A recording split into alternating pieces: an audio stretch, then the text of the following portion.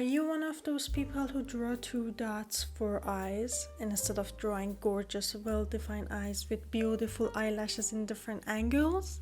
Yeah? Then you've come to the right place.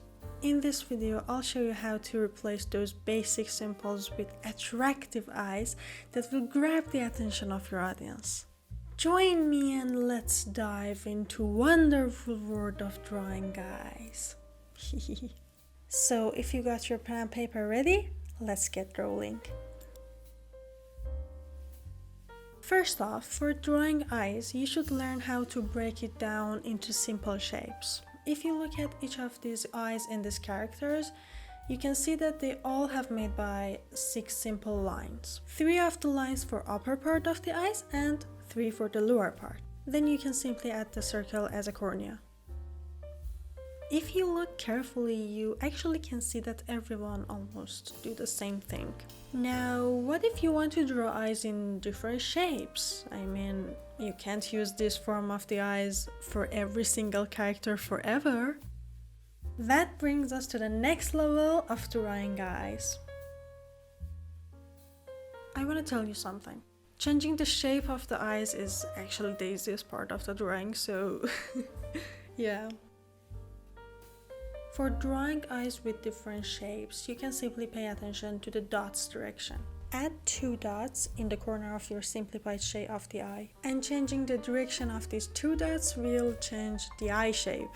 So easy. You can bring one of the dots upper and now you have more like a cat eyes or even Disney eyes. Or bring it lower and they will look like a cute anime eyes. With this simple way, you can draw the eyes in absolutely any form that you want. Easy. If you know how to draw eyes but can't draw them in different shapes, then you should copy other artists' artwork. In this case, you just copy what you see and try to realize how the artist was thinking when he or she was drawing in their style.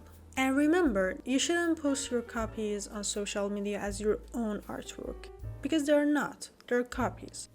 Do it for yourself to learn more.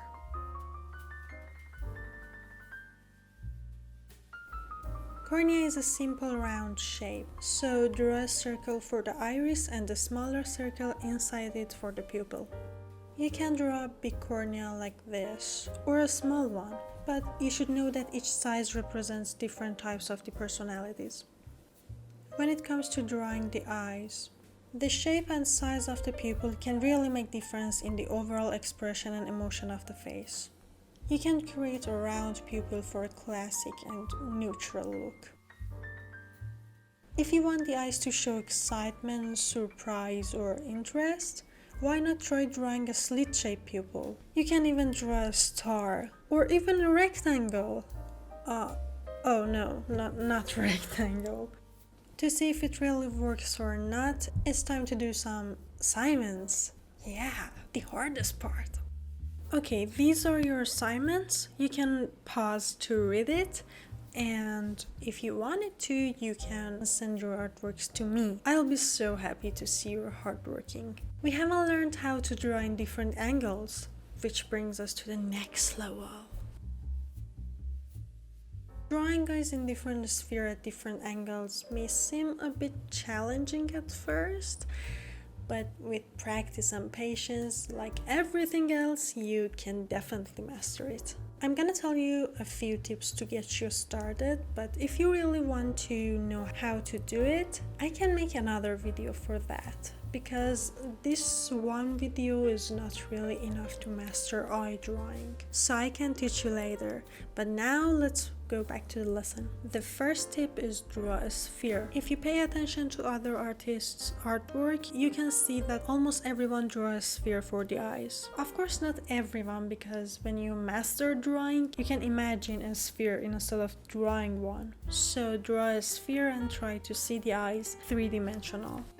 And always use a reference. Using references when drawing eyes from different angles is really important, because you as an artist have to improve your accuracy, understanding, and the overall skill. So always use references. I can even tell you that even intermediate artists or even advanced artists use references, so you should do the same thing. When you just started drawing, you don't really know how to draw from imagination, so practicing from references can be really helpful. So why you should bother yourself when you can draw from references? Just use references, okay? Trust me, it'll be so easier. But where to find references?